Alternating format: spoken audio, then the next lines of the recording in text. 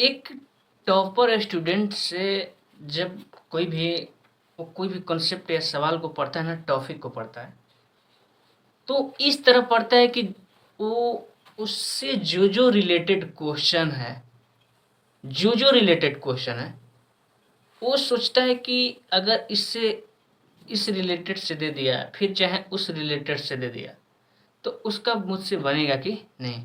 यानी एक टॉपिक से जो संभावित क्वेश्चन बन सकते हैं, वो स्टूडेंट वो क्वेश्चन बनाता है। बात समझ में आ रहा? जो बन सकता है उसको बनाकर और उसको एक बार में क्या करता है, उस कंसेप्ट को ही क्लियर कर लेता है। बात समझ में आ रहा? तो जो बन रहा है, थोड़ा थिंकिंग लगाओ, स्मार्टनेस लाओ अपने अंदर।